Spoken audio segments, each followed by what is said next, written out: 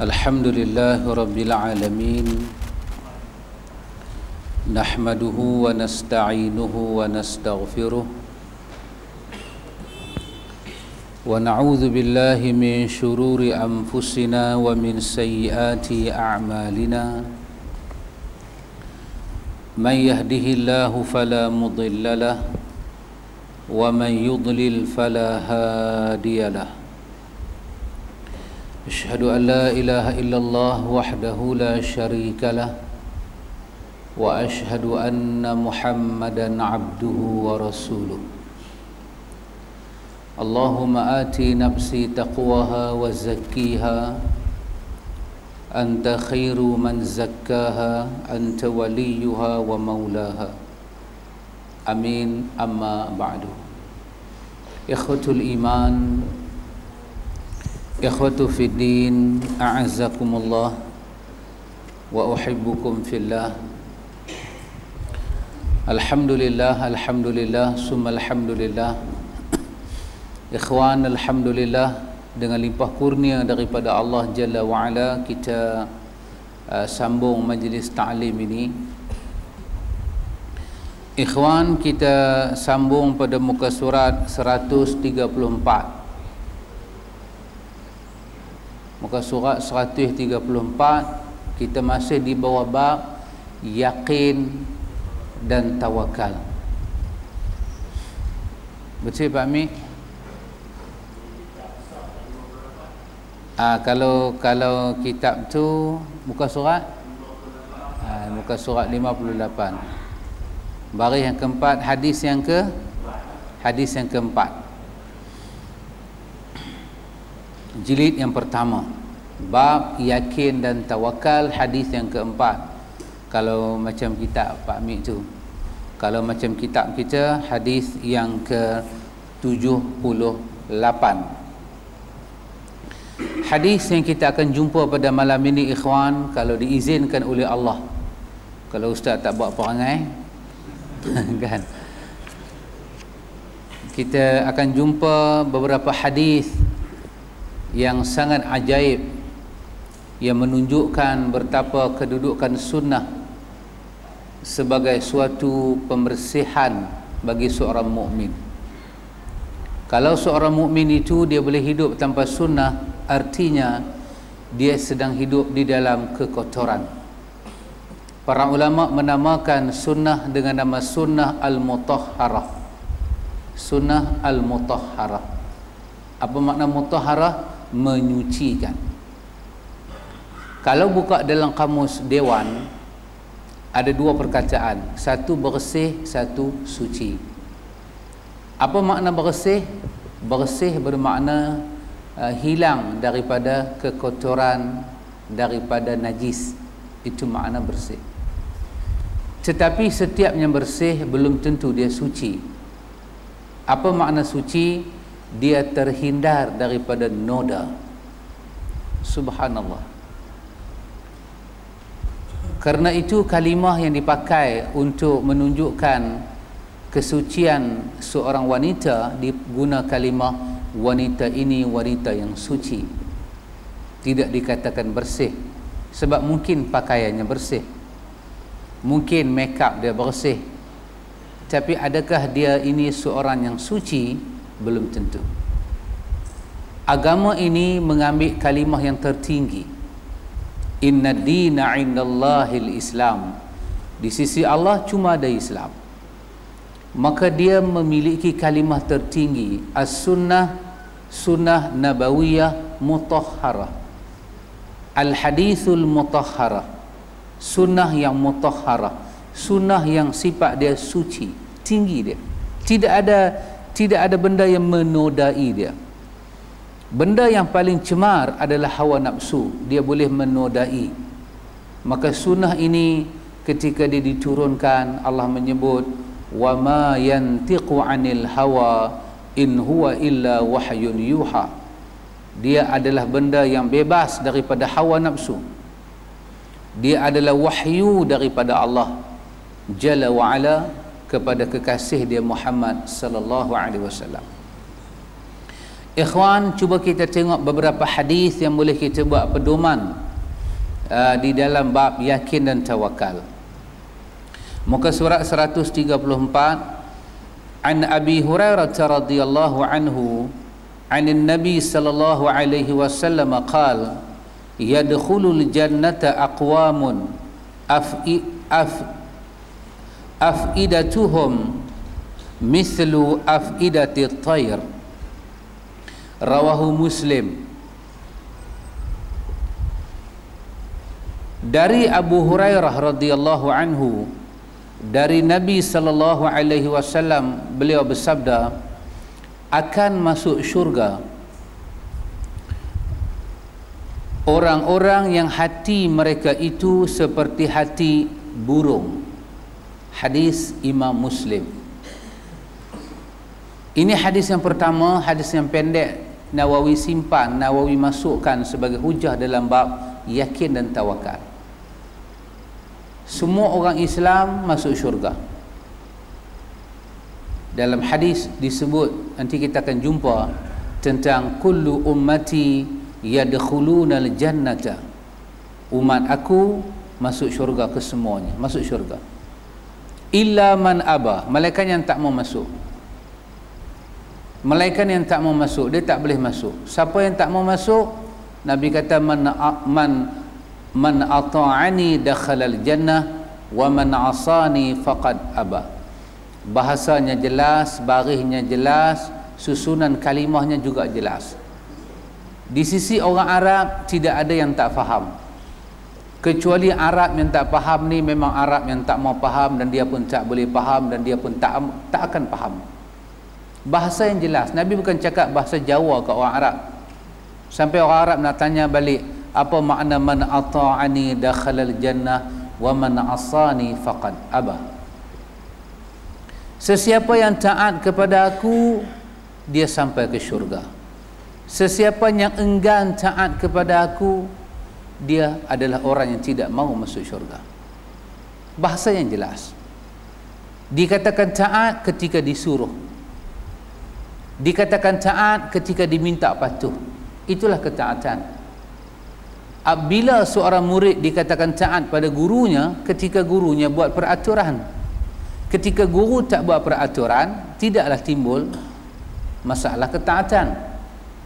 Bila guru sekolah buat peraturan, masuk pukul 7, balik pukul 1, maka murid-murid kena mentaati perintah itu. Ketika ada peraturan, ada perintah, ada larangan, disuruhlah kita patuh dan taat. Maka Nabi meninggalkan sunnah-sunnahnya. Nabi minta kita mematuhi sunnah-sunnahnya. Maka siapa yang mentaati aku di atas jalan ini, mematuhi yang perlu dipatuh, dijauhi apa yang perlu dijauhi, itulah orang yang masuk syurga. Siapa yang aba, tak mau, siapa yang ada sifat enggan patuh, itu enggan saja ikhwan. Kalau iblis itu dikatakan aba wastakbara, enggan campur sombong. Tapi dalam kes ni tak disebut sombong, disebut enggan. Mungkin dalam hati dia ada macam-macam, kerana pandang hina, kerana sombong, kerana tak mau, enggan, kerana merasakan nak memperolok-olok, itu hal hati dia. Tapi yang kita nampak cara zahir, dia enggan. Dia enggan. Nabi suruh salat, dia tak mau salat, dia enggan.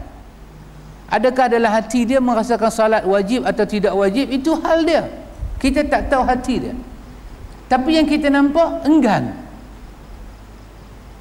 Disuruh dia ini mengeluarkan zakat, dia tak mau keluarkan zakat, dia enggan. Sombongkah dia? Wallahu ta'ala a'lam. Mungkin dia diancam, kalau hang berkolak zakat, hang jaga, kami tembak hang lagi. Mungkin, tapi zahirnya dia enggan. Maka sesiapa yang enggan, Nabi kata faqad aba wa man asani faqad aba.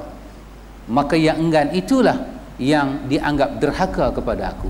Sangat mudah untuk faham. Tak payah makan rayyak jampi, tak payah makan kismis cerdik, tak payah, mudah faham. Maka hadis yang kita akan jumpa ini satu hadis yang sangat pendek. Ketika para sahabat dengar hadis-hadis ini, mereka termenung. Mereka termenung. Mereka berkata, bagaimanakah kehidupan kami ini?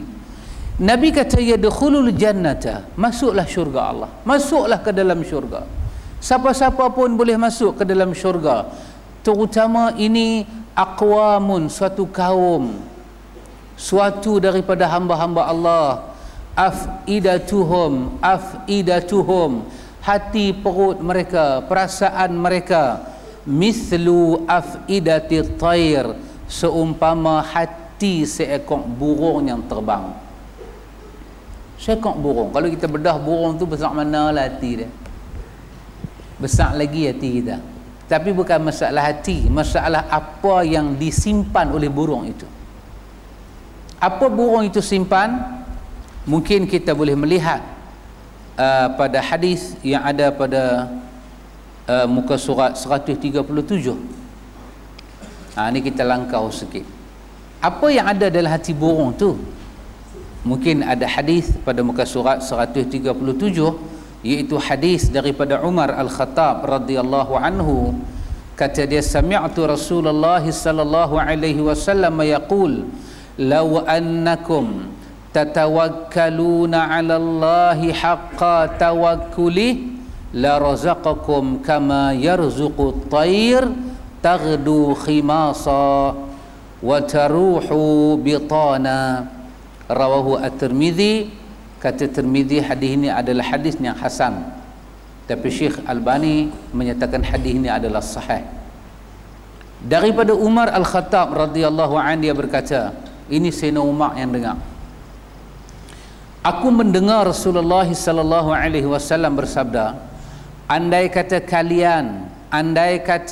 seandainya kalian bertawakal kepada Allah Ta'ala, lau annakum, kalau sekiranya annakum, hampa semua ni, Nabi kata, tatawakkaluna 'ala Allah, hampa semua ni boleh bertawakal kepada Allah dengan sebenar-benar tawakal, tentu dia akan memberikan rezeki kepadamu sebagaimana dia memberi rezeki burung yang pergi di pagi hari dalam keadaan perutnya lapar dan pulang di petang hari dalam keadaan perut yang kenyang. Yang ni yang kata hati burung tadi tu. Kalau kita ada perkara ini, Imam Ibnu Rajab Al-Hambali ketika mensyarahkan hadis ni, kata dia, subhanallah hadzal hadithul azim, dia kata subhanallah, hadis ni sangat besar dalam bab tawakal. Dalam bab tawakal kita belajar, dia kata inilah hadis yang cukup besar. Dalam hadis ni ada dua perkara, dia kata. Yang pertama, Allah Subhanahu wa taala menunjuk keajaiban tawakal. Kalau insan ada tawakal kepada Allah, Allah janji tawakal itu ada hasil dia. Subhanallah, sangat ajaib, kata Imam Ibn Rajab Hambali terhadap hadis yang kita baca ini, hadis daripada Umar Al-Khattab radhiyallahu anhu ini. Kalau seandainya kamu tawakal kepada Allah Ta'ala, seandainya kamu tawakal kepada Allah Ta'ala macam tawakal seekor burung. Burung, satu perkara yang ada pada burung, dia terbang, dia hanya mencari kurnia Allah, tak ada kurnia yang lain. Oh, ini kita kalah dengan makhluk Allah Ta'ala yang bernama burung. Ibnu Rajab Al-Hambali menyatakan hadis ini menjadi dasar kepada bab tawakal, bahawa tawakal dalam hidup manusia ini dia seperti roh dengan jasad. Macam mana burung terbang pada waktu pagi perut kosong, dia tak tahu dia nak pergi mana, dan dia tak tahu apa dia akan dapat. Cuma satu saja dia tahu, dia keluar mencari kurnia ilahi. Burung tak tahu pokok betik itu siapa punya, burung tak tahu gandum yang diberi itu siapa punya, tapi burung tahu satu, kesemuanya ini adalah milik Tuhan dia. Dia keluar. Di atas sifat tu dia keluar, di atas itu dia keluar, maka Allah memastikan ketika dia pulang, perut dia yang tak besar mana tu telah dipenuhi dengan rezeki daripada sisi Allah, bukan daripada orang. Inilah dasar tawakal. Artinya ikhwan, tawakal ada di mana? Ada pada hati manusia. Ada pada hati manusia. Kita Tengok orang kutip derma, ikhwatul iman, kutip derma. Tak tahu dia mai depan kita. Memang hati kita nak bagi derma. Kita selup-selup dalam poket kita ada 50. 50 tu pula not 50. Bukan kata 10-10, not 50 sekeping. Ada tu, banyak tu lah Pak Min. Duk ingat dalam hati nak bagi 20 buah minyak 30. Tapi sekeping. Duk ingat dalam hati nak kata dekat kawan kutip derma, tukang adik boleh tak? Tapi tebal muka. Muka rasa tebal lah, Tuhan yang Maha mengetahui. Tebal rasa muka. Tapi hati duk ingat tak boleh aku nak kena bagi ni. Ni duk tengok macam mana rumah orang terbakar, macam mana orang tinggal selai sepinggang, yang kena tu pula orang Islam. Tak boleh tahan, hati tak boleh tahan. Kita ambil, kita bagi. Ketika kita bagi dalam keadaan macam ni, kita tahu kita tak akan memiliki apa-apa dah lepas tu. Lain nilai dia dengan kita bagi sedangkan dalam poket kita ada beza, ada baki 500. Beza ikhwan. Ketika manusia bagi 50 dan kosong pok kaliau, tak ada apa dah. Tak ada apa. Hati dia nak bagi. Hati dia bukan pasal malu, bukan pasal apa. Wallahi, demi Allah hati dia nak bagi. Dia tahu orang ni kutip derma betul dan nak salurkan ke tempat yang betul. Dia tahu. Tapi masalah not 50 selai. Dan dia berhajat pada baki duit tu. Maka bila tabung tumai, dia pejam mata, dia bubuh. Ketika dia bubuh, hati dia akan rasa. Kalau dia letak tangan dia letak tangan dia di jantung dia, dia tak payah pakai doktor hak cucuk telinga tu, dia boleh dengar duk duk, dia boleh dengar. Dia peluk hati dia kuat-kuat, dia kata, ya Allah, terimalah sedekah aku, terimalah sedekah aku ya Allah.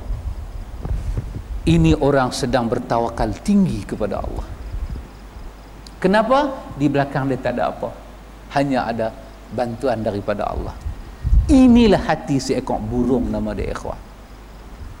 Bila kita ambil 50 kita bagi, kita ambil 50 kita bagi, dalam poket kita ada baki 500, kita tak ada hati seekor burung. Tak ada. Allah akan bagi balik, tapi kita sedang bercakap soal kucuk-kucuk kahutahe. Sesuatu kena rasa dalam. Satu kena rasa dalam. Bila insan bagi, dia rasa kehilangan dan dia mula bergantung kepada sang punca rezeki itu. Artinya karen tawakal mula mengalir. Ketika itu dia akan melihat sesuatu Tuhan akan buat dengan urusan ini. Kata Imam Ibn Rajab Hambali, apa yang terjadi ketika manusia memberi ataupun menerima agama ini dengan tawakal, hadis ini menyatakan, hadis Umar ini menyatakan, Allah akan memberi rezeki kepada dia ikhwan. Subhanallah. Allah akan bagi rezeki pada manusia yang bertawakal. Suatu rezeki yang sangat agung. Rezeki yang datang daripada nilai yang mulia. Allahu Akbar. Yang saya sebut tadi itu pengalaman satu kawan yang bercerita dengan saya. Pengalaman satu kawan bercerita dengan saya. Ketika dia bagi RM50, dia tak ada apa. Tak ada apa. Ni dia cerita dengan, dia cerita. Dia tak ada apa Pak Mik. Jiwa dia suruh bagi, suruh bagi, suruh bagi. Dia kata dia tengok belah kiri dia ada seorang Cina buka wallet dia, buka dompet dia, ambil 30 boh dalam kutipan derma tu. Dia punya ingat, alangkah kalau aku boleh tukar duit 50 dengan Cina ni, 10. Alangkah bagusnya. Tapi tak terkeluar, terkunci di mulut dia. Tapi dia kata aku kena bagi, aku kena bagi. Dan dia teringat beberapa hadis Nabi menyebut setiap pemberian itu ada pemberian yang lebih baik daripada sisi Allah. Dan dia bagi, dan dia bagi kosong. Kosong. Seperti kata Najwa Latif, kosong. Kosong, tak ada apa-apa, kosong. Subhanallah ikhwan. Dia bercerita kepada saya dalam masjid. Selepas daripada solat Zuhur, dia bercerita dalam masjid. Dia kata dia masuk ke dalam masjid, dia selup poket dia yang sebelah, dia dapati ada 50. Dia tak tahu 50 tu mai ke mana, dia kata. Dia keluar daripada masjid, dia berjumpa dengan satu orang, kawan lama dia, jumpa di situ. Kawan tu peluk dia, kawan tu salam bagi 300, dia kata. Subhanallah. Subhanallah. Ketika dia bercerita, saya melihat air mata dia turun. Dia kata, saya bersedekah pada waktu pagi, saya mendapat pada waktu tengah hari. Subhanallah ikhwan. Bila dia bagi 50, dia pegang jantung dia. Dia rasa macam nak terkeluar. Dia kata, saat lagi memang aku tak makan apa sampai malam. Pegang jantung dia, dia pegang jantung dia, dia peluk jantung dia, dia pejam mata, dia kata, ya Allah, terimalah daripada aku. Pasal dia rasa kalau dia lepas tangan dia nanti kena heart attack. Dia pegang kuat-kuat, air mata dia berkaca, dia kata, ya Allah, aku tak ada siapa, aku dah hang seorang, ya Allah. Dia cerita, saya rasa saya boleh faham, ikhwan, inilah nama dia, tawakal yang Nabi sebut. Akan masuk ke dalam syurga seorang yang bertawakal kepada Allah seperti mana hati seekor burung. Ikhwan, ketika kita salat, ketika kita menjalankan kehidupan, kita tolong orang, aliran itu kena ada dalam hati kita. Sehingga kan ikhwatul iman, para ulama kita, para ulama ahlus sunnah wal jamaah memberi pelajaran kepada kita supaya bila kita berbuat sesuatu, kita tak ada yakin dan tawakal pada Tuhan, kita mengulang balik langkah kita. Kita mengulang. Dan ini satu proses ikhwan untuk bertemu dengan Allah. Dia tak mai seperti mana orang Melayu buat pantun apa, seperti pauh melayang apa, macam itulah macam orang Melayu duk kata tu, macam melayang apakah mai, macam bulan jatuh ke riba. Tak, dia proses apa dia? Pendidikan jiwa, proses jiwa. Ulama salaf menyatakan kepada kita, rahimahullahul abdan waqafa inda hammihi fa in kana lillahi mada wa in kana li ghairihi ta'akhkhara.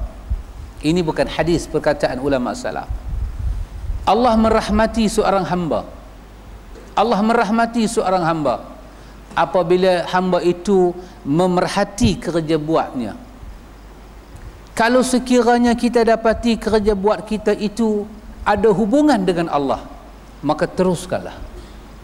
Apabila kita dapati kerja buat kita itu terputus hubungan dengan Allah, maka tinggalkanlah kerja itu. Supaya bila kita buat, hati kita ini berhubung dengan Tuhan. Ketika itu Allah akan memberi apa yang mata, telinga, perasaan kita rasa tak mungkin kita dapat, kita akan dapat, ikhwan. Dapat apa? Kita akan dapat kemuliaan di sisi Allah. Ikhwatul iman. Baik. Kemudian dikatakan, muka surat 135, dikatakan maksud hadis tadi, Nabi menyatakan kalau kamu ada hati seperti seekor burung, kamu masuk syurga. Para ulama hadis menyatakan mungkin hadis ini memaksudkan mereka yang bertawakal kepada Allah, ataupun hadis ini juga menyatakan mereka yang mempunyai hati yang lembut di sisi Allah. Dia dengan Tuhan ni dia lembut hati, dia dengar kata. Dia lembut hati, dia dengar kata. Allah kata tak boleh hati dia lembut, ikhwan. Dan ini satu kurnia daripada Allah. Ala kulli halnya, kedua-dua tafsiran ini kita boleh pakai. Ima hadis ini cenderung kepada orang yang bertawakal, ataupun hadis ini membicarakan orang yang lembut hati. Dalam hadis Imam At-Tirmizi, ketika Nabi ditanya tentang ahli syurga, ahli syurga, Nabi mensifatkan ada beberapa orang yang neraka tidak akan sentuh mereka, mereka tidak disentuh oleh neraka. Di antaranya Nabi menyatakan ini adalah orang layinin sahlin, orang yang mudah dan lembut hati, orang yang mudah berkira, dia lembut hati. Kedua-duanya kita gabungkan ikhwatul iman. Inilah yang kita nak faham daripada hadis yang diriwayatkan daripada Abu Hurairah radhiyallahu an, dan kita masukkan dengan hadis kita baca tadi daripada Umar Al-Khattab. Ikhwan, di sini ada pelajaran, artinya kita kalah dengan seekor binatang nama burung. Kita kalah. Dia kecil, ya subhanallah dia kecil, tapi jiwa dia besar. Kecil aja burung. Burung puyuh ke burung apa, rasanya dia kecil lah, tetapi dia memiliki kelengkapan untuk hidup lebih daripada kita.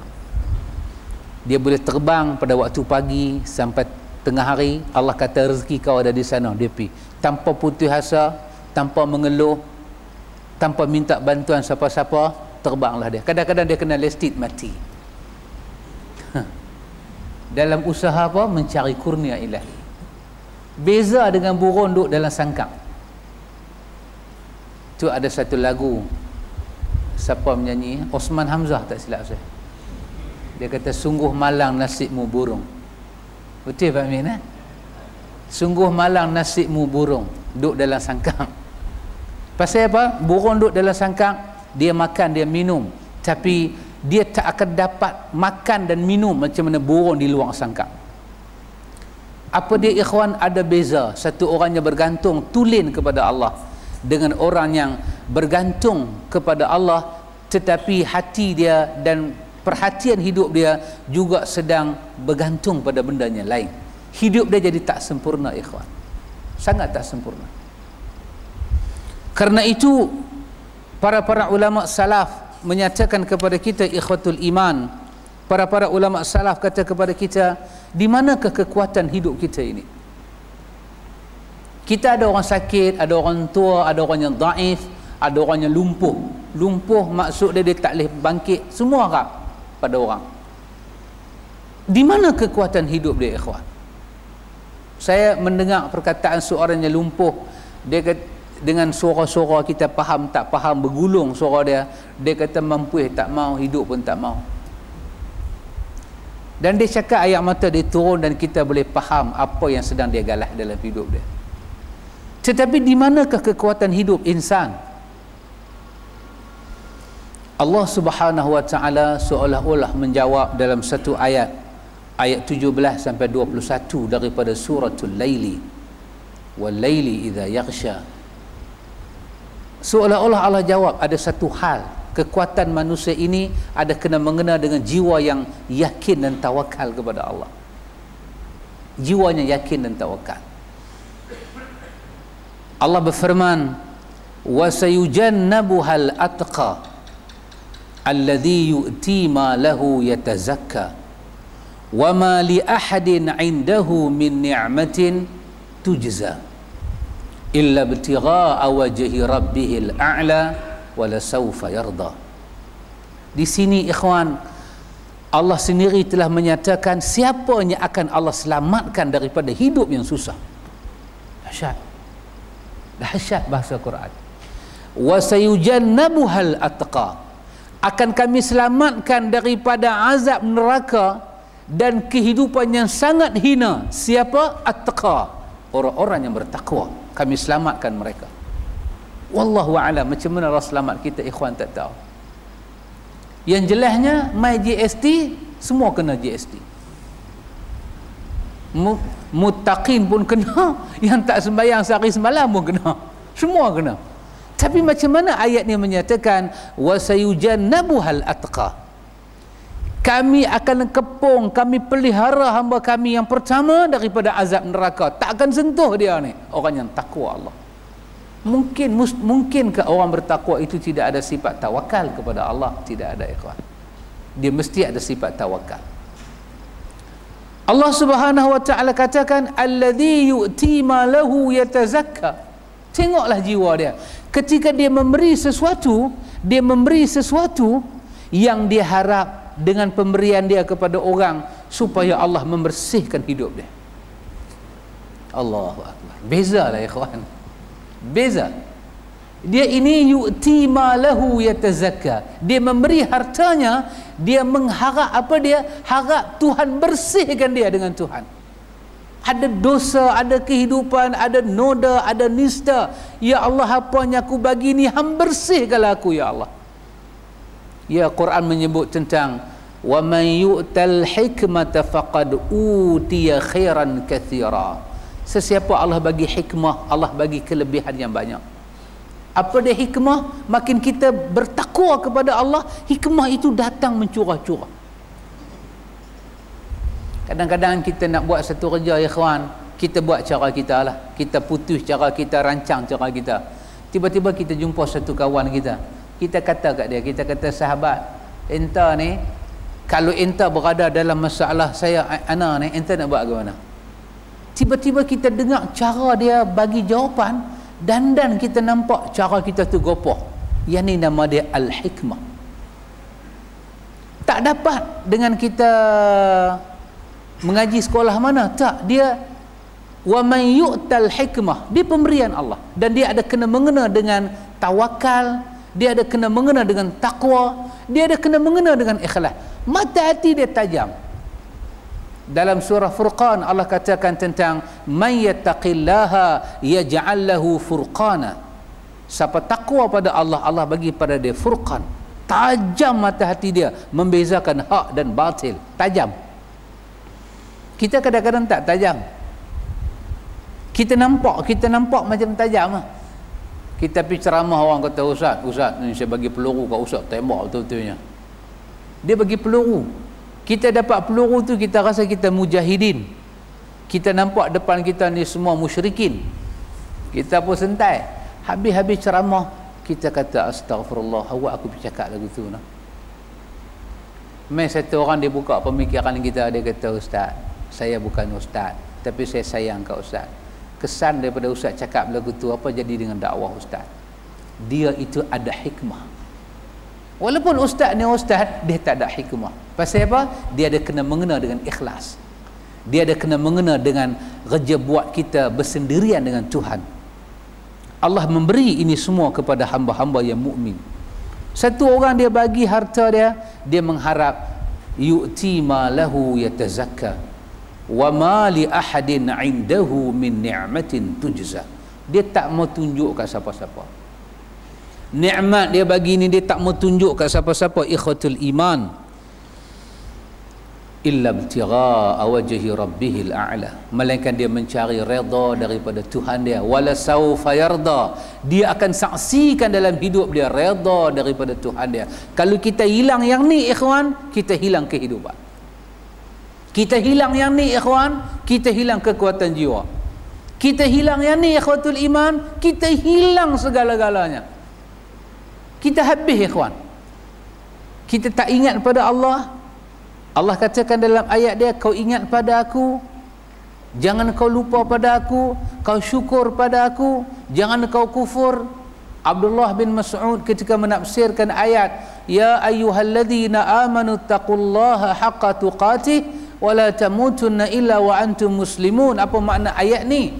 Abdullah bin Mas'ud menyatakan, makna sebenar-benar takwa ialah kau taat, jangan derhaka, kau ingat, jangan kau lupa, kau syukur, jangan kau kufur. Di situ ada kekuatan kita, ikhwatul iman. Ikhwan, kita sambung lagi satu hadis.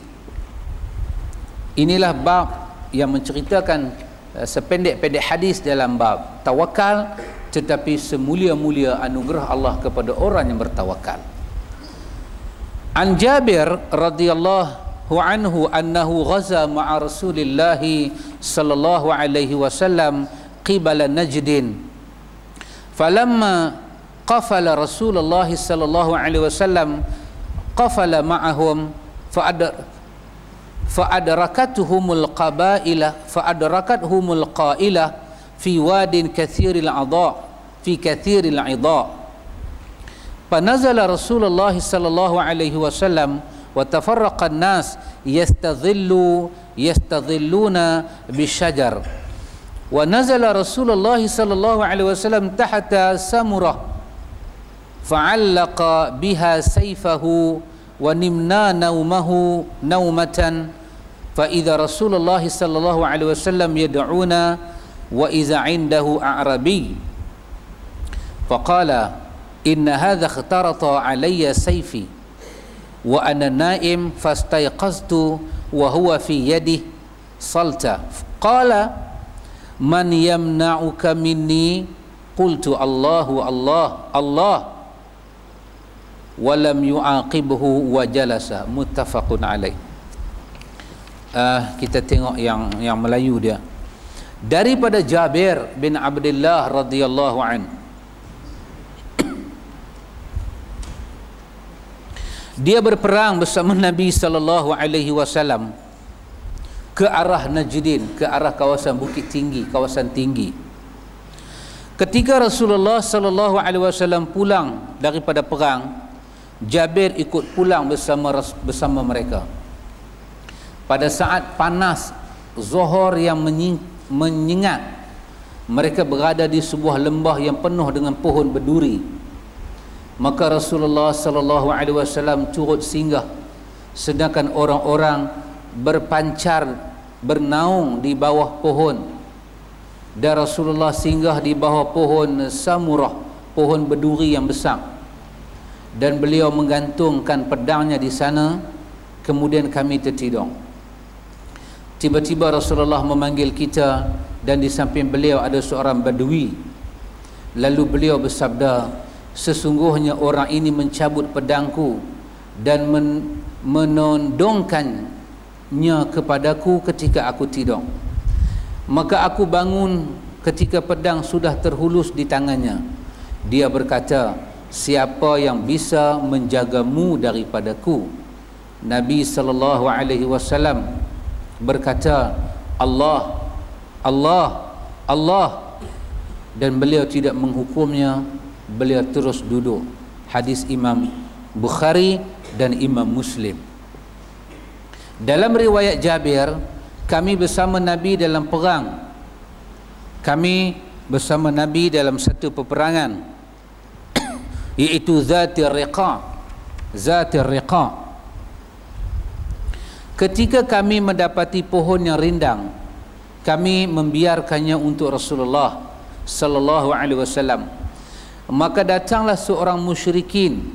Ketika pedang Rasulullah digantung di pohon, dia kemudian menghulus pedang itu lalu berkata, kamu takut padaku? Beliau menjawab, tidak. Dia berkata, siapa yang bisa menjagamu daripada aku? Nabi menjawab, Allah. Dalam riwayat daripada Abu Bakar Ismaili dalam sahihnya, dia berkata, siapakah yang bisa melindungimu dariku? Beliau menjawab, Allah. Dia berkata, Nabi bersabda, maka tiba-tiba pedang itu terlepas dari tangannya. Maka Nabi SAW mengambil pedangnya dan balik bertanya, siapa yang akan melindungimu dariku? Maka dia berkata, jadilah engkau sebaik-baik orang yang mengambil nyawa. Lalu Nabi bertanya, engkau mahu bersaksi bahwasanya tidak ada yang berhak disembah kecuali Allah, dan bahwasanya aku ini Rasulullah? Dia menjawab, tidak.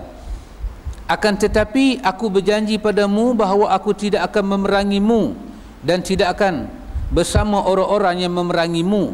Maka beliau, yakni Nabi, melepaskan orang itu lalu pergi menemui para sahabatnya dan berkata, aku datang pada kalian daripada hadapan orang yang baik. Hadis-hadis ini riwayat daripada Bukhari dan Muslim. Wallahu ta'ala a'lam. Ikhwan, mampukah kita sampai setara ni? Tak tahulah.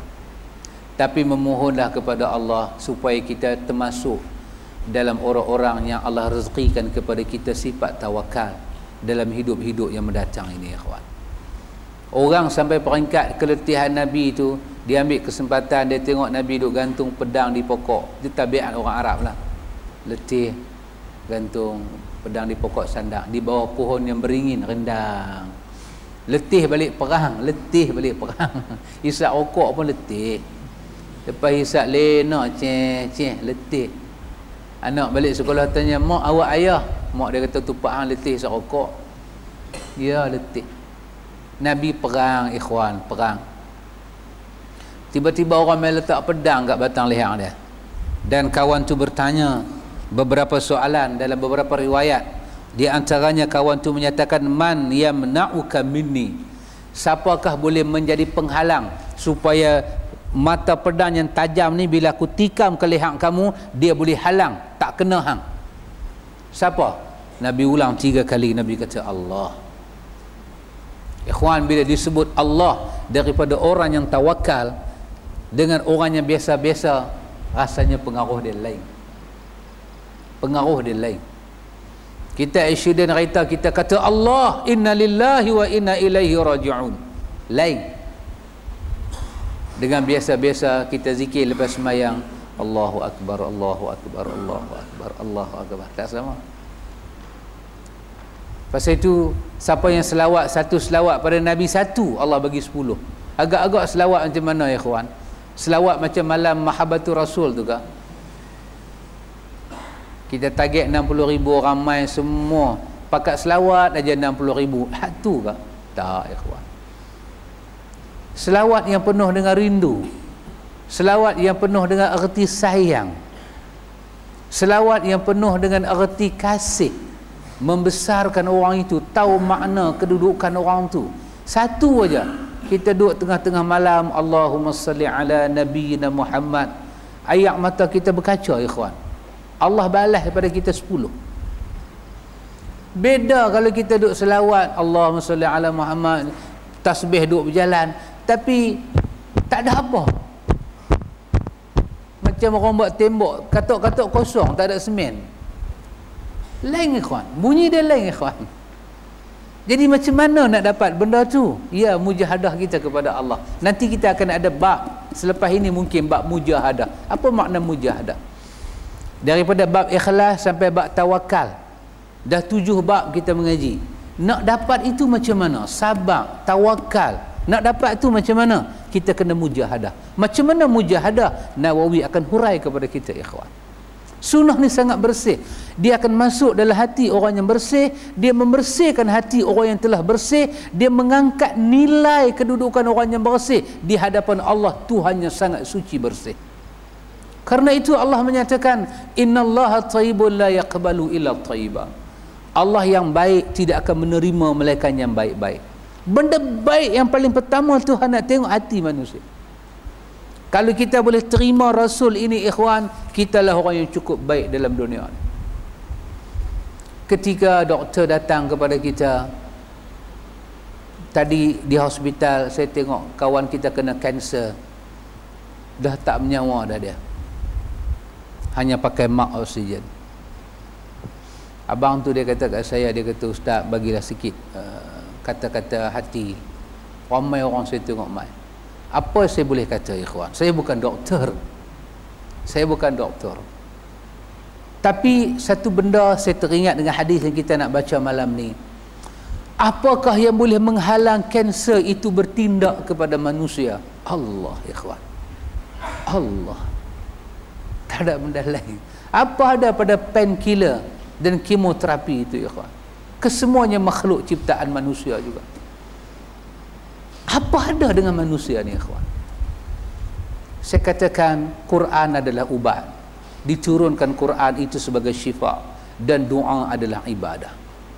Ketajaman doa bukan sahaja menyelamatkan si hidup, tetapi manfaat doa di dunia lebih pantas daripada kilat menyelamatkan orang di alam barzakh. Pasal itu Nabi kata, ikhlaskanlah doa kamu ikhwan, ikhlaskanlah doa.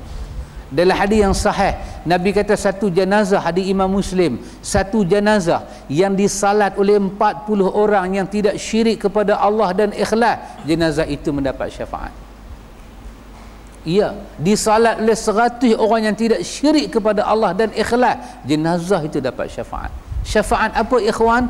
Allahumma ghafir lahu warhamhu wa'afihi wa'afu anhu. Tapi orang yang ikhlas ni ikhwan, dia percaya dekat Tuhan, dia baca doa dan dia harap Allah terima doa dia. Samakah getaran jiwa kita baca dalam salat jenazah dengan kita tak rasa apa-apa? Kita rasa kita baru takbir Allahu Akbar, kita baru nak kata Allah maghfir lahu, dengar tu imam Allahu Akbar, apa doa tak ada baca. Macam mana kita nak menghitung doa tu ikhlas? Wallahu ta'ala alam, ini urusan Tuhan. Tapi kalau orang tu baca Allah maghfirlahu warhamhu, Allahu akbar, ikhlas ke itu? Dia kata itu saya punya ikhlas tinggi, awak rendah. Itu hal dia lah, kita tak menjawab. Tetapi sekurang-kurangnya bagilah peluang lidah kita ini mendoakan saudara kita. Kita nak baca doa jenazah dalam salat jenazah. Kita nak baca doa jenazah dalam salat jenazah. Dan doa yang kedua kita nak baca di atas kubur setelah kita tanam mayat. Kita tak mau baca lepas salat jenazah dan keranda duduk dalam masjid. Kita tak mau baca time tu. Kalau orang lain nak baca, itu hal dia. Kita nak ambil petunjuk Nabi Muhammad dalam bab jenazah dalam Riyadhus Salihin. Nabi kata fa akhlisu lahu doa. Bila kamu sembahyang mayat, Nabi suruh ikhlas doa dalam sembahyang mayat.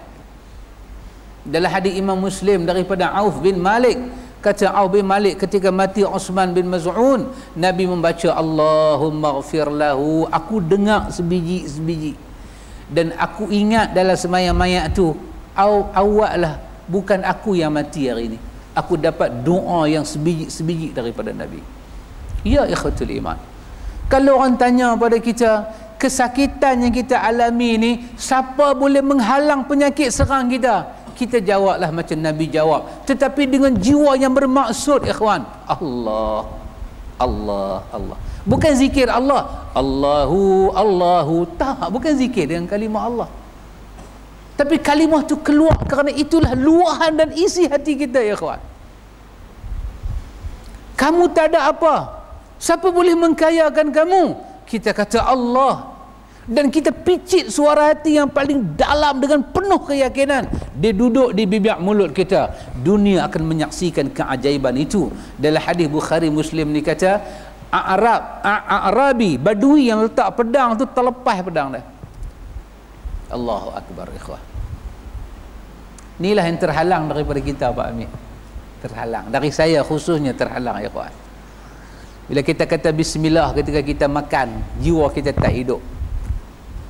Dia tak hidup, ikhwan. Ni cerita saya lah, cerita saya ni. Kita bismillahirrahmanirrahim. Kita bismillah. Kita nak bila kita kata bismillah 1 second, perasaan kita hilang dengan kalam bismillah. Dan ini bukan cerita orang-orang sufi. Ini cerita yang wujud dalam hadis. Artinya kita ni, ikhwan, kita ada peraturan. Kalau saya cakap ni salah, saya minta maaf. Walaupun dah lepas raya, saya minta maaf juga. Ada beberapa kesalahan yang kita buat, ikhwan. Apabila azan kita bersembang, salah, ikhwan.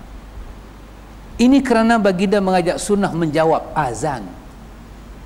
Supaya kalimah Allahu Akbar yang dibawa oleh muazzin, kita sambut dengan jiwa dan perasaan. Mungkinkah kita jawab dengan jiwa dan perasaan sedangkan member duk sembang dengan kita masa tu, ikhwan? Ini kesalahan yang fatal dan total. Perbaikilah, ikhwan. Saya perbaiki diri saya, antum kena perbaiki diri antum. Buktikan kita di atas petunjuk Nabi Muhammad. Selagi tidak penting, kita tak akan sembang. Handphone bunyi, kita boleh jawab kemudian, ikhwan.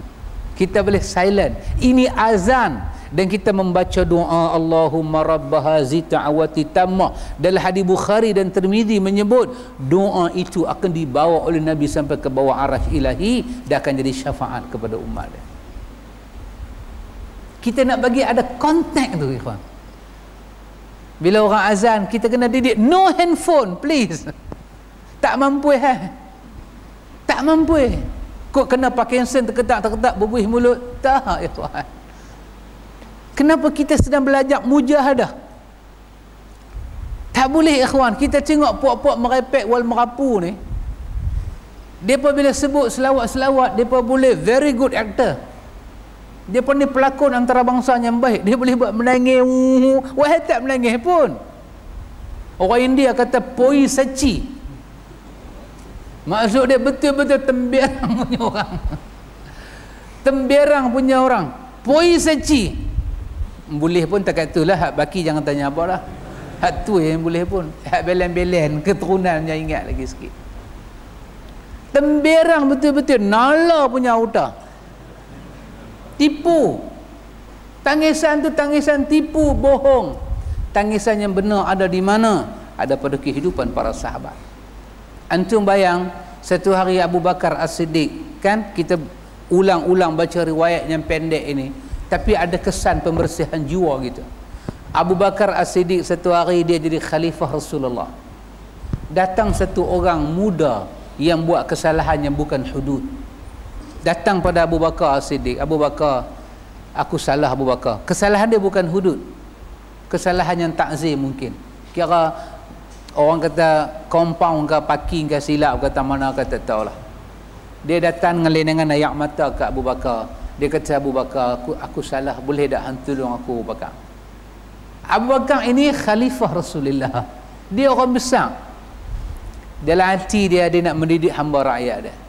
Dia kata, tak, kamu layak dihukum. Perkataan itu menyebabkan remuk hati seorang rakyat yang mengangkat dia pada musim pilihan raya. Remuk hati hamba Allah tu. Kawan tu pun keluar beralih daripada Abu Bakar dengan lenangan air mata. Abu Bakar, aku ada anak, aku ada isteri. Kalau tak kesian kat aku pun kesianlah kat mereka. Abu Bakar kata, kau salah, kau layak dihukum.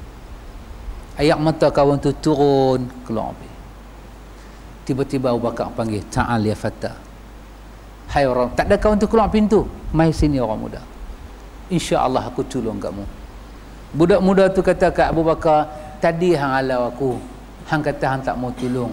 Lah macam mana nak tolong aku pula? Apa seorang pemimpin besar ni jawab Amin? Abu Bakar tak keluar, tak grad mana-mana universiti. Dia tidak ada bachelor ke master ke dalam bidang pembangunan ummah ke, tak ada. Dia Abu Bakar As-Siddiq. Bukan Tan Sri, bukan Datuk Seri, nothing. Tak ada ni semua. Tapi dia boleh jawab dengan satu perkataan seluruh pemimpin dunia hari ni tak boleh jawab. Apa kata Abu Bakar? Wahai orang muda, apakah nasib aku di hadapan Allah? Kalau aku datang pada Allah, macam mana kau datang minta tolong pada aku, dan Allah berpaling pada aku macam aku berpaling pada kamu? Karena itu semoga Allah tolong aku tolong kamu, wahai orang muda. Subhanallah, ikhwan. Di mana dia dapat ni semua? Daripada sunnah yang mutahharah, bukan daripada mahabbatur rasul hak merepek-merepek. Tak, ikhwan, tak akan dapat hakikat kebenaran. Inilah ikhwan, ketika kita baca bismillahilladzi la yadurru ma'asmihi syai'un fil ardi wala fis sama' wa huwas samiul alim. Nabi suruh baca pagi, Nabi suruh baca petang dengan nama Allah. Mudarat apakah boleh menghampiri kita, sama ada mudarat tu di langit dan di bumi, ketika aku sebut nama Allah yang Samiul Alim, yang mengetahui dan yang sangat mendengar. Seolah-olah kita kata, lah ni aku sebut nama Allah, makhluk mana sanggup berhadapan dengan nama Allah? Dan dengan penuh tawakal kita sebut kalimah itu, Allahu Akbar. Takkanlah Tuhan itu sampai membantu, tidak menolong hamba dia. Innallaha ma'al muttaqin, innallaha ma'as sabirin. Allah bersama orang tawakal, Allah bersama orang yang sabar, Allah bersama dengan orang-orang yang bertakwa kepada Allah Ta'ala. Ayat ini berlambak dalam Al-Quran. Innallaha ma'al muhsinin. Allah bersama orang-orang yang melakukan kebaikan di sisi Allah. Tapi lah, masalah kita lah, ikhwan, mata hati kita tertutup. Allah itu akan membalas kita ima kebaikan, ima keburukan yang kita buat, yang tu dia tak sampai. Pasal itu kita cuba nak belajar, ikhwan, bila orang azan kita nak sambut dengan jiwa dan perasaan, bukan mulut duk jawab Allahu Akbar, mata tengok handset. Oh tidak, ikhwan. Dengar kuliah main handset tak apa, ustaz tak marah, tak ada marah. Dengar kuliah ni kalau lena pun tak marah. Mamak seronok kasih lena tak marah. Tapi ketika kita menjalankan sunnah-sunnah yang lain, ketika kita berwuduk, Nabi dalam hadis Imam Muslim pesan pada kita hari Jumaat kita nak berwuduk, wuduk yang agak berbeza dengan hari-hari lain. Nabi suruh kita fokus, fa ahsinul wudu, elokkan hari Jumaat mandi. Nabi kata, ikhwan, bila kita nak mandi pergi hari Jumaat, kita kena ada tawakal kepada Allah, kita kena ada yakin kepada Allah. Ini satu mandian yang mulia di sisi Allah. Bukan kerana air tumai pada sungai Gangga, tidak ya kawan. Alhamdulillah, kan tengok berita semalam bil api naik pula. Alhamdulillah, alhamdulillah. Ini semua kerana nak sayang rakyat tidur awal. Alhamdulillah, alhamdulillah. Itu kita pun sebelum ke 10 mau berhenti bang. Pasal apa? Penjimatan elektrik itu daripada Islam, karena mubazir itu saudara syaitan. Alhamdulillah ya kawan, alhamdulillah. Satu the very good government kan, a very good excuse to citizen in this country. Bolehkah lagu tu Kak Pah nah? Daripada jauh saya nampak Abang Zahar dengan Kak Pah. I think I miss you too. Ikhwatul iman. Hadis ini ada pelajaran ikhwan. Ketika musibah demi musibah datang, dengan bukan kita sebut di mulut, tapi bahasa kita nak renyok sampai masuk dalam hati kita ni. Apa yang kita sebut di hati, apa kita sebut di mulut, dia jatuh masuk dalam hati. Duk, dia jatuh. Allah. Dan ini ada kesan pada orang lain. Ada kesan.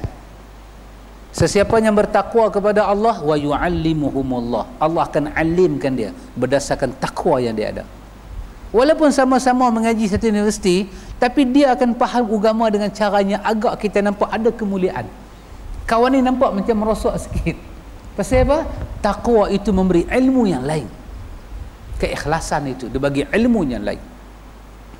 Mudah-mudahan hadis-hadis kita baca ni ikhwan, yang menunjukkan kehebatan Rasulullah menyebut Allah, bang, pedang kawan tu jatuh. Allahu akbar.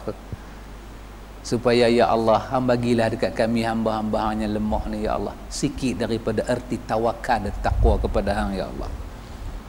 Baik ikhwan, hadis tu hadis an Umar telah kita baca tadi, betul Pak Mit? Kita baca tadi. Jadi kita masuk hadis yang bawah ni lah, iaitu bolehkah satu hadis lagi? Iaitu an Abi Umarah an Abi Umarah al-Barra bin Azib radhiyallahu anhuma qala Rasulullah sallallahu alaihi wasallam ya fulan iza awaita ila firashik faqul Allahumma aslamtu nafsi ilaik wa wajtu wajhi ilaik wa wajjahtu wajhi ilaik wa fawadtu amri ilaik wa alja'tu zahri ilaik raghbatan wa rahbatan ilaik la malja'a wa la manja minka illa ilaik amantu bi kitabika alladhi anzalta wa bin nabiyyika arsalta fa innaka idza mitta min lailatika mitta 'ala al-fitrah wa in asbahata khaira muttafaqun alaih. Wa fi riwayatin fi sahihain 'anil Barra qala li Rasulullah sallallahu alaihi wasallam idza ataita madji'ak fatawadda wudu'aka lis-salah thumma taji' 'ala shiqqika al-ayman wa qul wa dhakara nahwah summa qala waj'al hunna akhira ma taqul. Hadis ini ikhwan daripada Abu Umarah al-Barra bin Azib. Dia berkata Rasulullah sallallahu alaihi wasallam bersabda, hai fulan, apabila kamu pergi ke tempat tidurmu maka ucaplah. Nabi kata kepada Al-Barra bin Azib, Nabi kata kamu ni bila kamu nak tidur, kita menjaga adab-adab yang Nabi ajak ketika tidur. Beberapa adab kita buat, sunah-sunah tidur. Nanti hadis ke bawah ni dia cerita juga tentang berudu, tentang kita membaca qul huwallah, al-falaq, an-nas, dan kita sapukan ke badan kita. Kita membaca subhanallah 33, alhamdulillah, Allahu akbar 33, dan kita membaca doa ini. Buatlah yang mana kita boleh buat, tapi jangan sampai tak buat langsung. Imam berwuduk, buat wuduk juga. Main-main dengan mengantuk ni, sampai rumah buka kereta pun merangkak lah. Mengantuk sangat. Buatlah apa yang boleh buat. Tidurlah dengan zikrullah. Awak abang mengantuk sangat, dah mamak tu main lambat, dia berhenti punya lambat. Aku mengantuk. Buatlah cara mengantuk. Bismillah pun bismillah lah. Nabi suruh kita baca apa masa nak tidur, ikhwan? Nabi suruh kita baca doa ni. Kita tengok terjemahan Melayu dia dulu. Masa nak tidur kita kata, Ya Allah, kepadamu aku serahkan diriku, kepadamu aku hadapkan wajahku, kepadamu aku percayakan urusanku, kepadamu aku sandarkan punggungku, dengan penuh rasa harap dan cemas kepadamu. Tidak ada perlindungan dan tidak ada jalan selamat darimu melainkan lari kepadamu. Aku beriman kepada kitabmu yang engkau turunkan dan dengan nabimu yang engkau tugaskan. Itu doa dia.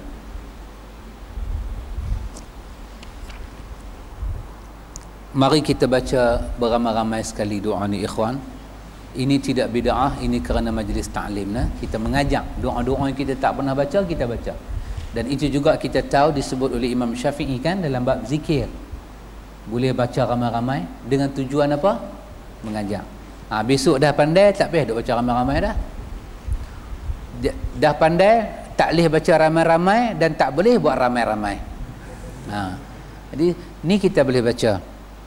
Allahumma aslamtu nafsi ilaika wa wajjahtu wajhi ilaika wa fawwadtu amri ilaika wa alja'tu zahri ilaika raghbatan wa rahbatan ilaika la malja'a wa la manja minka illa ilaika amantu bi kitabika alladhi anzalta wa bin nabiyyika alladhi arsalta. Itu doa dia. Ini doa dia. Nabi ajak masa bila? Masa kita nak tidur, ambil wuduk semua apa lebih kurang. Orang kata letak badan tu kan, letak badan tu, baca doa ni. Kalau boleh lah lepas baca doa ni sengat lina terus ya. Tapi kalau bini ajak sembang apilah. Saat ni dia kata sombong pula kan, sembang apilah. Tapi baca doa ni, baca doa ni. Maksud doa ni kita dah habaq dah tadi. Ya Allah, Allahumma ya Allah, aslamtu nafsi ilaik, kepada hanglah aku serah diri aku, nyawa aku, tubuh badan aku, hidup aku semua sekali ya Allah. Wa wajjahtu wajhi ilaik, kepada hanglah ya Allah aku hadapkan seluruh wajah aku, imam muka aku, imam hati perut aku, semua aku hadapkan. Imam wajah dengan makna jalan hidup aku, semua aku bagi ke hang, aku hadap pada hang.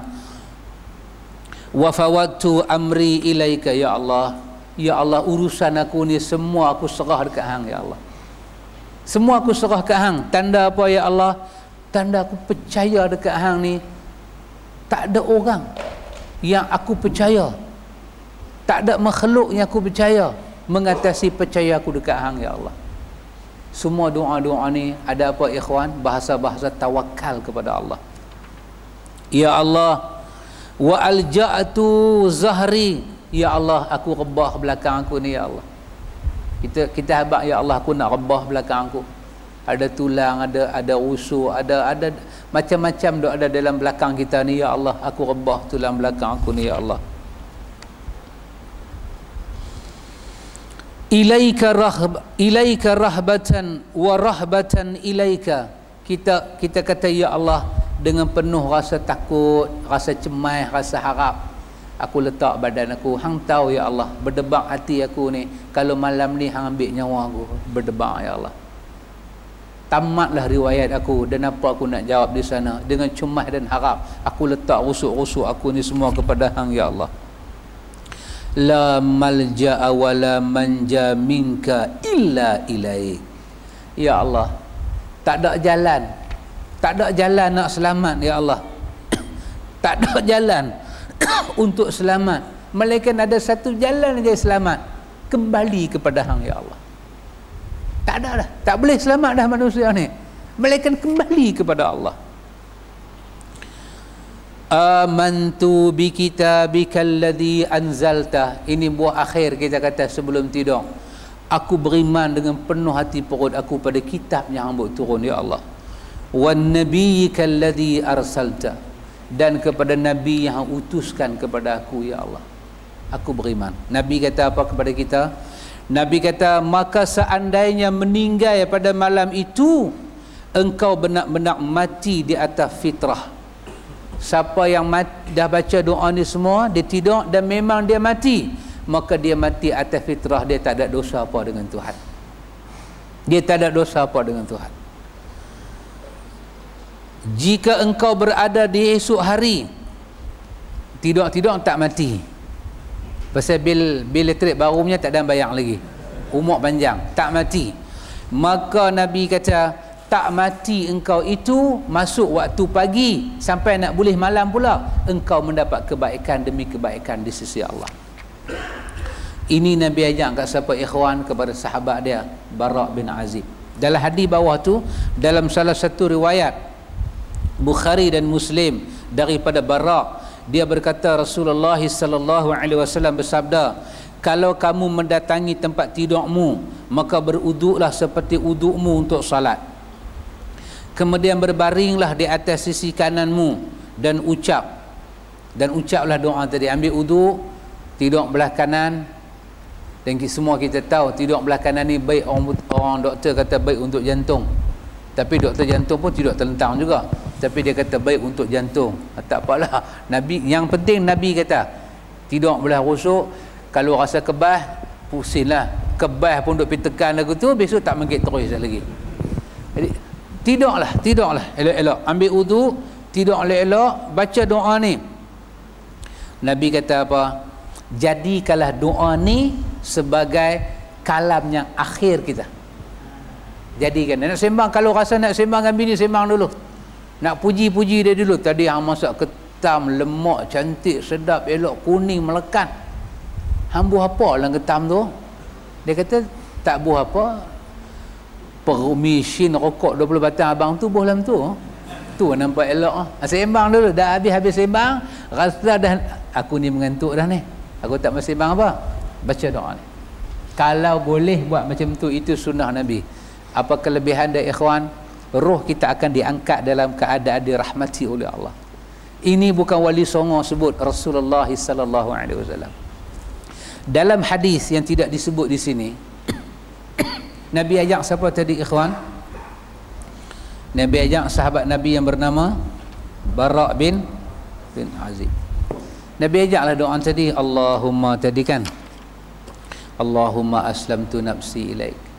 Maka Bara' ni dia hafal doa ni, dia mai kat Nabi.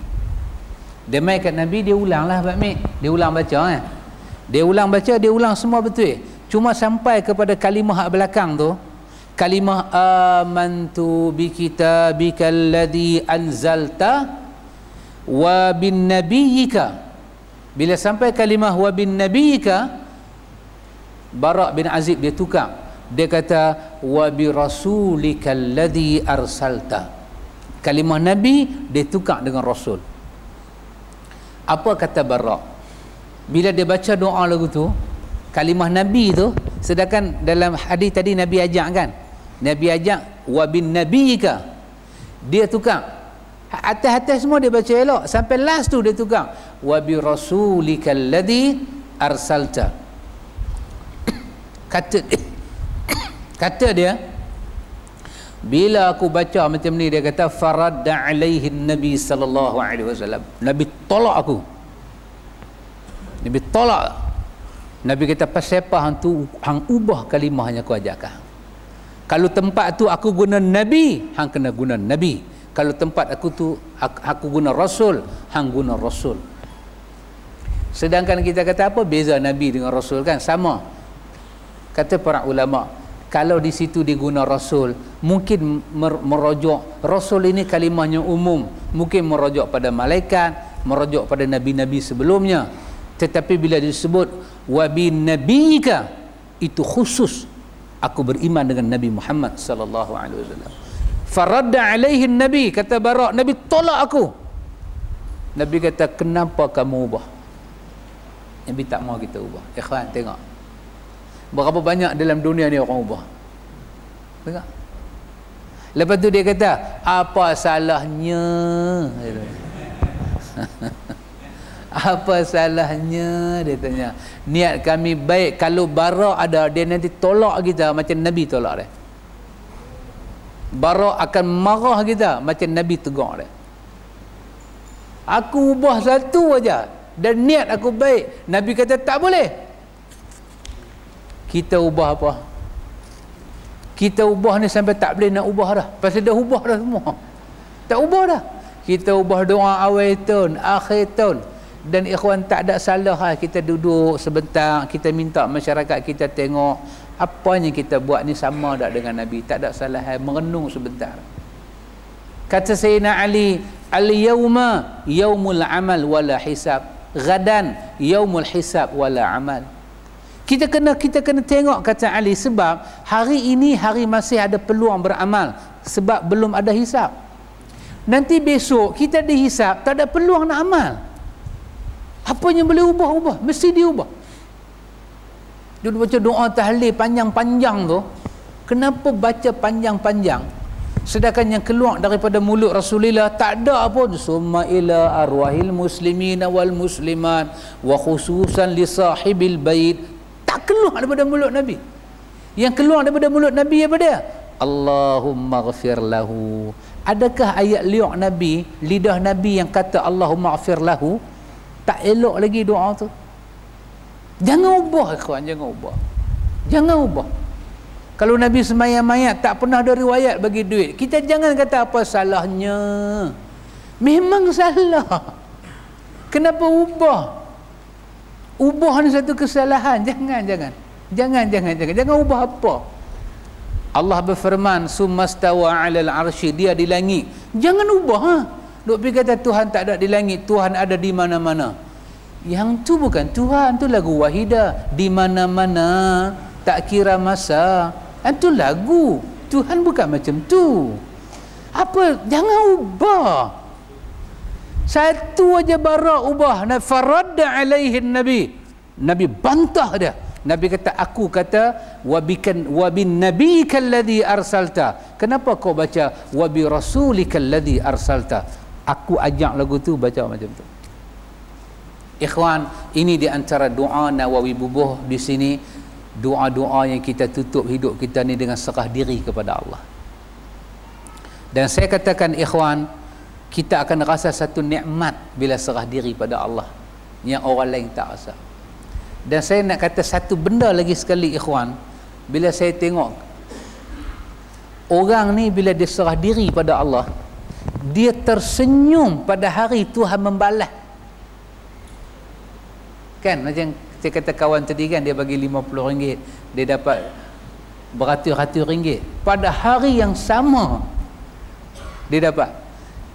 Bila dia dapat balasan daripada Tuhan, dia senyum tu punya panjang, dan dia mula kata,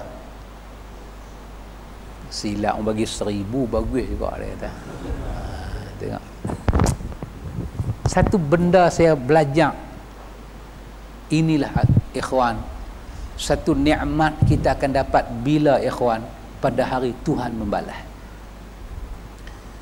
Hari kita berbuat, hari kita diminta mengerahkan segala tenaga perasaan kita menjadi abdi Tuhan, kita akan rasa sengsara dia sebentar. Tapi hari Tuhan nak balas bila ikhwan? Tak tahu. Tak tahu. Antum bayang, saya terangkan satu benda kepada satu kawan. satu benda pada satu kawan. Benda yang saya terang pada dia yang kita duk mengaji dalam Al-Ibanah. Kan? Pasal isunya agak panas sekarang ni, di mana Tuhan. Dan kawan ni cengih Pak Min. Singa di hutan pun tak cengih aku dia. Memang cengih.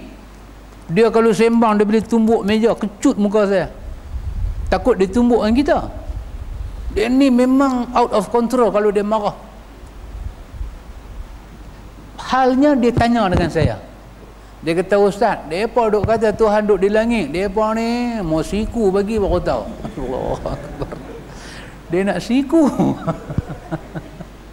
Jadi saya tak kata apa.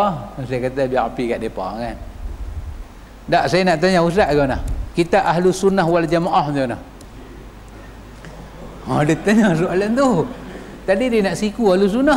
Dia tanya ahlu sunnah wal jamaah macam mana? Dia tanya.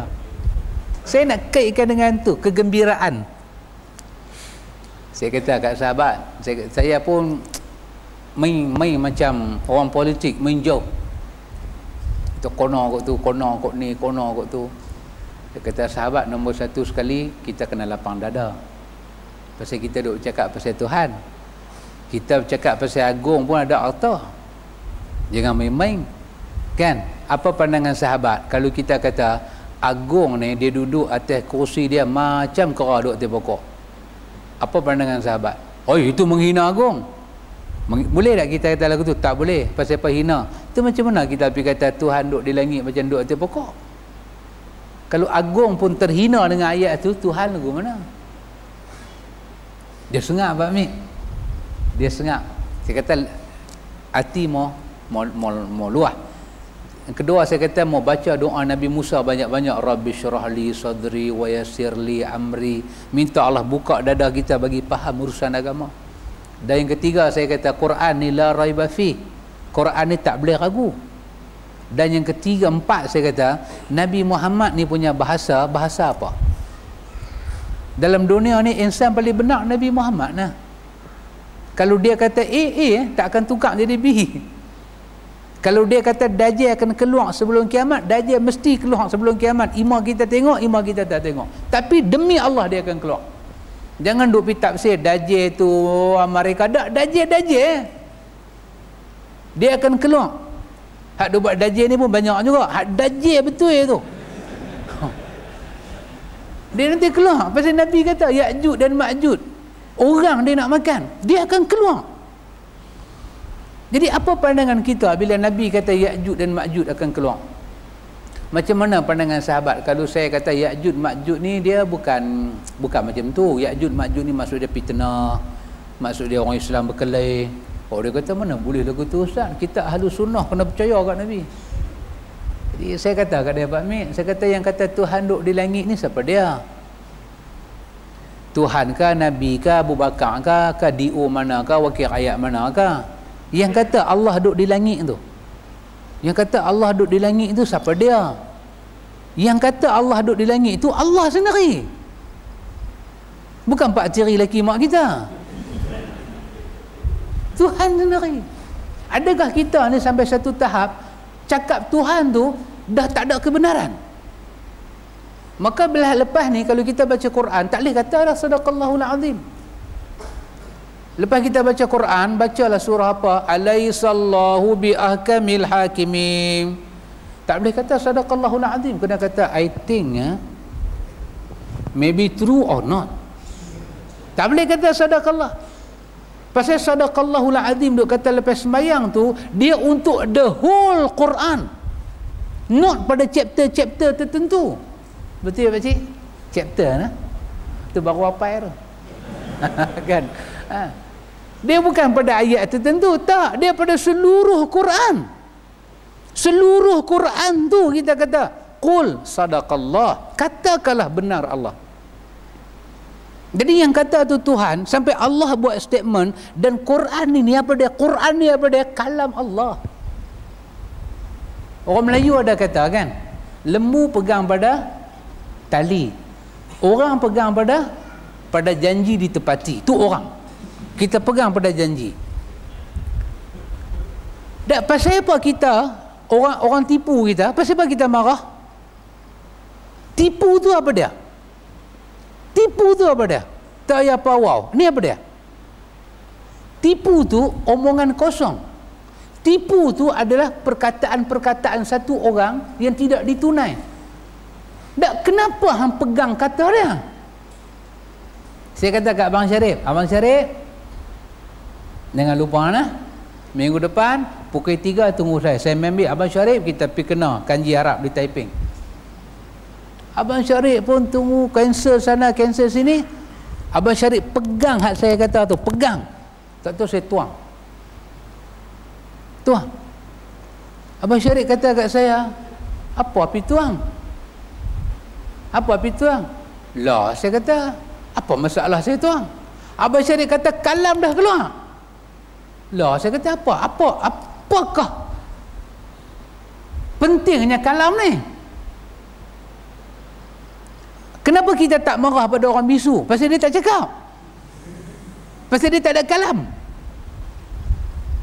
Kalam ni lah kita nak pegang. Saya nak pegang apa kat Pak Amit ni? Nak pegang tangan. Pak Amit ada 2 tangan. Kalau saya pegang tangan Pak Amit, Makcik Mah lagu mana? Nak pegang apa? Saya tak boleh pegang tangan Pak Amit. Saya pegang kalam Pak Amit. Apa dia kalam Pak Amit? Kalam Pak Amit yang saya dengar, Pak Amit kata besok tengah hari nak masak, mai makan di rumah. Saya pegang. Tiba-tiba saya pegang. Orang kata, apanya hampir pegang kalam Pak Amit? Pak Amit ni jangan pegang apa? Kalau saya tak boleh pegang apa, macam mana saya nak berinteraksi dengan Pak Amit? Mesti ada satu benda saya kena pegang. Apa dia? Kalam, kata-kata. Kata-kata ni walaupun tak nampak, tapi dia satu pegang. Di situ ada percaya. Saya percaya Pak Amit. Esok saya nanti makan tengah hari. Kalau orang kita bercakap pakai dia punya kata-kata, kalau kata-kata orang tu dipegang, betul dan salah diukur pada kata-kata dia, kata-kata Tuhan macam mana? Kata-kata Tuhan ni lagu mana? Tak boleh pegang ke? Tuhan suruh semayang, tu kata-kata dia lah tu. Pasal apa hang semayang? Kalam Tuhan suruh semayang. Pasal aku pegang kalam dia lah aku semayang. Habis yang kata dia duduk di langit ni, kalam siapa? Kalam dia. Pasal apa tak boleh pegang? Makan durian tak lagi? Kita nak tanya dia, ni musim durian ni. Tak, pasal apa kalam Tuhan tak boleh pegang? Kalam Tuhan ni ada tang mana-mana tak betul ke? Kalam Tuhan, pasal apa tak boleh pegang? Kalam dia kata, dia bersemayam di atas arasy. Dan kalam dia kata, tak sama dengan makhluk dia. Apa problem kita? Pegang tu lah. Pegang tu, bawa kereta. Bukan nak pergi tukar lesen tak mana-mana. Lagu tu, pegang tu. Yang kata Tuhan ni ada tapi tak ada tempat, duduk tak mana-mana, kita nak tanya, kalam siapa? Kalam siapa? Kalau kalam Tuhan, kita nak pegang. Orang Arab kata, i'ti burhanak. Bukmeh hang punya bukti dia. Kalam siapa? Kalam Imam Syafi'i. Adakah percaya kita pada kalam Syafi'i sampai kita tak percaya kalam Tuhan? I should be wrong somewhere. Ada benda tak selesai dengan iman ni. Ni kalam Tuhan ni. Kalau Tarzan pakai tali duk ayut, tiba-tiba kita kata Tarzan hang tak boleh pakai tali, melengung bengong Tarzan tu. Melengung Pak Mit. Hang tak bagi aku gayut kat tali habis. Tarzan nak naik apa? LRT. Kecuali Tarzan Melayu kan, yang dia randuk ayak, kaki dia kena ayak. Rimau langguk tak kena ayak, labu-labi Pak Mit.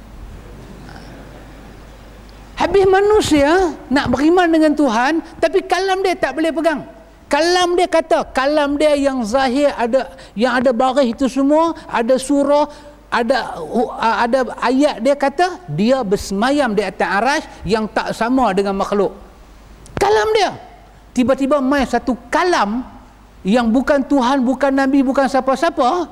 Dia kata Tuhan kalau duduk di langit macam buruk maiyeh. Lah kita nak pegang dengan kalam siapa? Kita ni hamba siapa? Kita bukan hamba kawan tu. Kita hamba Allah. Ni duk baca hadis-hadis roh kita nak balik masuk bertemu Tuhan ni. Pasal apa tak boleh pegang kalam Tuhan, tak boleh tolak kawan tu? Who is this fellow? Siapa dia fellow ni? Cara kita tu ada benda tak selesai. Tengok macam mana kita tawakal dengan Allah Ta'ala. Kita reject semua yang tak sama dengan Quran dan Sunnah. Pasal Nabi kata pada Bara' bin Azib, aku kata Nabi, hang kena baca Nabi. Hang jangan baca Rasul, pasal aku tak sebut Rasul. Sedangkan Nabi dengan Rasul apa beza? Dari segi bahasa kan? Tapi tak mau. Macam mana aku kata, lagu Tuhan kata. Itu baru makna aku beriman kepada Allah dan Rasul. Allah kata dia duduk di arash, yang tak sama dengan makhluk dia, kita beriman. Sampai bila? Sampai mati. Mailah kata macam beruk, macam mana pun, kita kata yang cakap tu beruk. Kita cakap macam tu hina agung, macam mana otak manusia tertutup dia boleh kata dekat Tuhan lagu tu? Ada satu penceramah mabuk mana tak tahu dia main di Tanjung, saya dengar sendiri ceramah dia. Pak Long kita rakam bagi saya dengar. Dia kata Tuhan duduk di arash sama macam anjing duduk di lantai. Itu dia.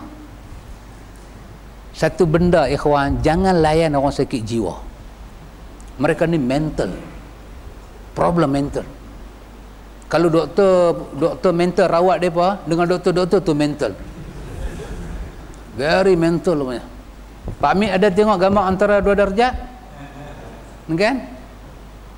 Antara dua darjat punya gambar apa? Apa nama saat dia? Tengku apa? Come on baby. Kan? Tengku apa? Salihah. Tengku Zalihah kan?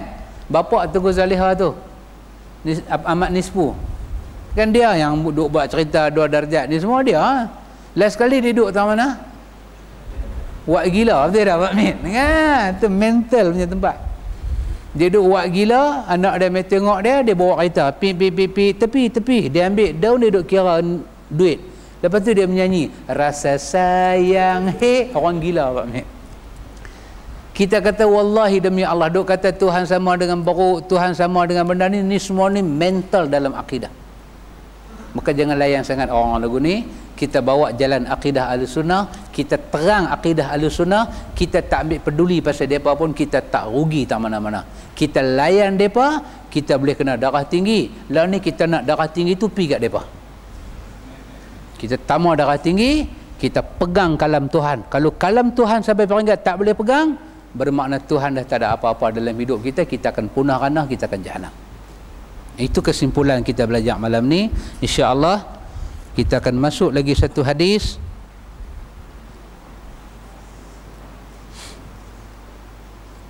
Cerita hadis yang kita akan jumpa ni berkenaan dengan hijrah.